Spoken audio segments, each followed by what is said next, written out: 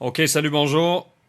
Pour ce vidéo ici, au lieu de regarder comme un nouveau concept ou pour rafraîchir ses connaissances, on va s'attaquer avec un problème assez spécifique. Puis c'est un problème qui avait été présenté le 31 mars. Puis il y a des corrections qui sont là pour le 1er avril. Mais je veux faire un certain retour parce que j'ai remarqué quelque chose qui est assez intéressant. Puis euh, c'est drôle parce que je- parfois je vais partager une activité avec toi. Puis quelques minutes après, là, même pas 2, 3 minutes, on va avoir comme un commentaire ou une question. Tu sais, je comprends pas, je sais pas quoi faire. OK. T'as-tu essayé quelque chose? Non, tu sais, je comprends rien. Puis c'est là que je trouve ça intéressant. Puis sans dire que c'est un problème, c'est qu'il faut faire attention à ce genre de conversation qui se passe dans notre tête. De dire, ça c'est quelque chose que, regarde, ça fait longtemps que j'ai fait ça, ou bien je me souviens pas du tout d'avoir fait ça. Peut-être que j'étais malade cette journée-là. Peut-être c'est un nouveau type de problème. Écoute, je te donnerai pas des problèmes que tu n'as aucune connaissance puis aucune capacité d'être capable de résoudre. Ici, on avait un problème euh, qui était un peu de géométrie puis mesure, puis on parlait de trouver l'air. Puis on regardait à ce type de figure que j'ai construit, cette mosaïque que j'ai construite. On a travaillé beaucoup avec les mosaïques. Mais on les a utilisées beaucoup plus pour les fractions. Puis maintenant, on va commencer à l'utiliser aussi pour les pourcentages, puis pour les nombres décimaux.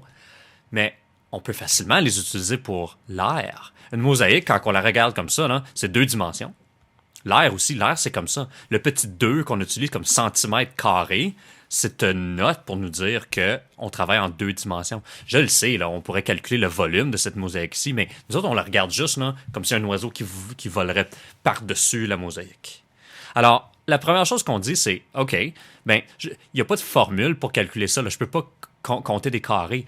Même s'il y a des petits carrés que je vois, là, ben, les carrés sont pas bien mesurés. Là. C'est pas un quadrillé pour la mosaïque. Si j'aurais un carré, puis il y aurait des lignes quadrillées, puis je pourrais compter les petits carrés là, à l'intérieur, ben, ça serait très bien. Je faisais ça en troisième année. Là. Mais on n'a pas nécessairement besoin de ces choses-là. Parce qu'il y a des connaissances qu'on connaît à propos de la géométrie, puis à propos de la mesure, qui peut facilement nous aider.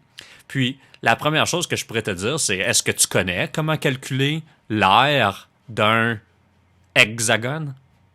Non, jamais appris ça. Non, c'est vrai. Est-ce que tu peux calculer l'aire d'un trapèze ou d'un parallélogramme? Ah, ouais, probablement. Je me souviens pas exactement, mais est-ce que tu peux calculer l'aire d'un triangle? Ah oui, je me souviens qu'on avait parlé de comment calculer l'aire d'un triangle. C'est sûr qu'on en a parlé. Puis on m'a fait plusieurs choses au tableau, au TBI là, avec ça. Puis j'avais placé cette image-là comme un genre d'astuce. Puis un astuce, là, c'est un truc, c'est un conseil. Un, un hint, disons, si tu voudrais. Un triangle, là, c'est pas comme un carré, c'est pas comme un rectangle. Il y a des lignes obliques. Puis on ne peut pas juste tout simplement dire, OK, je connais la mesure de la base, de la largeur, 5 cm. Je connais la hauteur, 4 cm. Je peux pas juste faire 5 fois 4. Eh non, si je ferais 5 fois 4, c'est comme si je serais en train de mesurer un rectangle. Puis ici, ce qu'on dit, c'est que si tu as un triangle, tu peux imaginer autour du triangle qu'il y aurait comme un genre de rectangle qui pourrait être formé. En petit quadrillé, là, ici, en pointillé, il y a comme un rectangle que je forme autour du triangle. Est-ce que je peux calculer l'aire du rectangle? Bien sûr. J'ai 5 cm. Puis puisque j'ai 4 cm de hauteur, c'est comme si j'ai 4 groupes de 5 cm. Alors ça me donne une multiplication de 5 fois 4, ou bien 4 fois 5, ici qui s'est écrit. Puis ça me donne 20 cm au carré. Mais on ne veut pas prendre 20 cm. 20, là, c'est tout le rectangle qui est autour du triangle. Nous, on veut juste le triangle. Mais si tu le regardes bien, là, le rectangle qui est autour, bien, il est 2 fois plus gros que le triangle à l'intérieur. C'est le double. Le triangle, c'est la moitié de la mesure du rectangle qu'on a fait autour. Puis tu sais, tu regardes là, en blanc ici, il y a comme un mini triangle, puis en blanc ici, il y a un autre mini triangle. Je pourrais les inverser puis les placer par-dessus mon triangle. Ça montrerait que j'ai le double. Alors, si l'aire du rectangle c'est 20, l'aire du triangle c'est 10. Puis ici, notre triangle, là, ben, tout de suite, on peut conclure l'air, juste là, 10 centimètres cubes. OK. Si un triangle, c'est 10, ce trapèze, parallélogramme, losange, chose, ça fait combien? Ben, c'est 20. Ça me prend deux petits triangles verts pour faire un parallélogramme bleu, n'est-ce pas? Alors, c'est le double de 10 qui est 20. Puis ici, ça m'en prend 3 triangles verts pour faire un rouge. Alors, devine quoi? C'est 30 centimètres carrés. Pas de surprise. Ça me prend 6 triangles verts. Alors, ça me donne une aire de 60 centimètres carrés. Là, en sachant ça, j'ai pas besoin de faire plus de calculs de mesure. Je pourrais calculer l'aire de mon parallélogramme. On a les connaissances, puis les formules, puis toute la base pour comprendre ça. Même chose pour le trapèze, on pourrait, mais c'est pas nécessaire.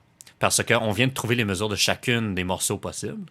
Puis, si je les place ici, là, puis là, j'ai pas placé les triangles parce que, bien, les triangles, c'est facile. J'en ai 1, 2, come on, 2, 3, 4.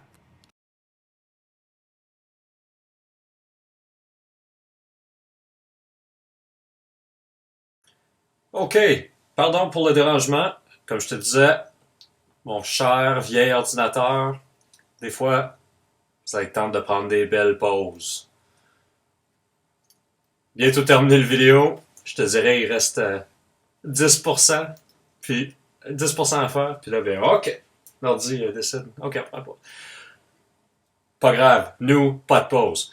Euh, OK, alors, on vient de conclure que on est capable de mesurer l'air de chacune de ces figures individuelles qui font l'ensemble de la mosaïque. Alors, maintenant, tout ce qu'il nous reste à faire, c'est de les additionner ensemble.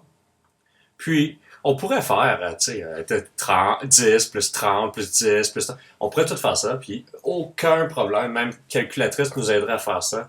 Pas besoin de faire le calcul mental. Sauf que, bien sûr, en étant des mathématiciens... Oh non, je ne veux pas faire ça. En étant des mathématiciens disciplinés, nous autres, on s'en vient ici, là, puis on s'en vient faire une équation mathématique. Oh yes!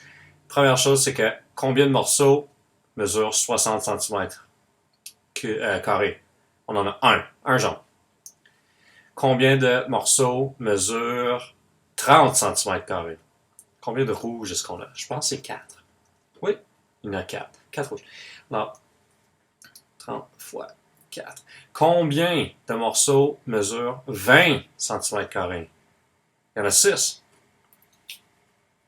Puis là, je suis pas en train d'écrire les unités de mesure. Parce qu'à la fin, on va faire une conclusion, on va écrire une conclusion, puis là, on va les ajouter. 6. Puis, on l'avait compté, il y a 10 morceaux qui mesurent 10 cm². Ça, c'est des triangles. Alors, est-ce qu'on est capable de résoudre cette équation? Oui, 60 fois 1 égale 60. Ensuite, 30 fois 4 égale 120. Plus 20 fois 6 qui égale aussi 120. Ensuite, 10 fois 10 égale 100. Alors, maintenant, est-ce qu'on est capable de faire ce calcul de façon assez efficace? Moi, j'aime beaucoup l'efficacité. Oui, moi, je vais choisir de faire le 120 plus 120 ensemble, en premier. Puis 120 plus 120, ça me donne 240. Puis j'ai choisi de faire ça parce que je sais que 240, bien, les dizaines ici, ce qui équivaut à 40, je peux facilement l'ajouter avec le 60. Alors, si j'ajoute le 60 à 240, ça m'apporte à 300.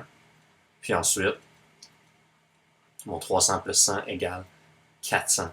Alors, ma conclusion pour ce problème, j'en ai écrit toute croche, ma faute. Ma conclusion serait l'aire de cette mosaïque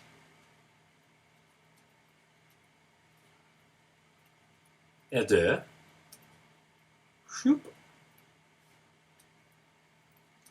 400 cm². Et voilà. Alors, pour un problème qui semblait si compliqué pour certains, quand on le regarde d'une façon, puis on dit, est-ce qu'on peut utiliser les connaissances qu'on a, et puis est-ce qu'on peut utiliser l'information qu'on a, surtout que monsieur nous donne comme plein d'indices, est-ce qu'on est capable de prendre cela pour régler le problème? Puis la réponse, c'est oui, toujours. Puis sinon, bien le lendemain, il y a toutes les corrections. Puis, tu sais, regarder les corrections, c'est pas juste de regarder pour voir si tu as eu la bonne réponse, mais si tu n'as pas été capable de compléter, si tu as juste trouvé certaines étapes, puis tu as essayé, puis tu as réfléchi, puis malheureusement, tu n'as pas trouvé les étapes finales, mais au moins, tu es capable d'aller voir par où est-ce que tu aurais dû continuer, par où est-ce que tu devrais, non, pas changer ta façon de réfléchir, mais d'ajouter certaines questions que tu peux te poser. Puis c'est pour ça que je mets toutes les étapes. Alors sur ce, ça c'est un des problèmes qu'il y a. Tu peux utiliser les mêmes connaissances que je viens d'aller à travers pour régler la quatrième, la plus grosse mosaïque qui ressemble à un méga hexagone. Puis, ça peut vraiment te permettre de le comprendre. Alors, essaye d'aller placer ce que je viens de te montrer en pratique. Et puis, on continue demain avec plus de problèmes. Sur ce, bonne journée, bonne soirée et à demain!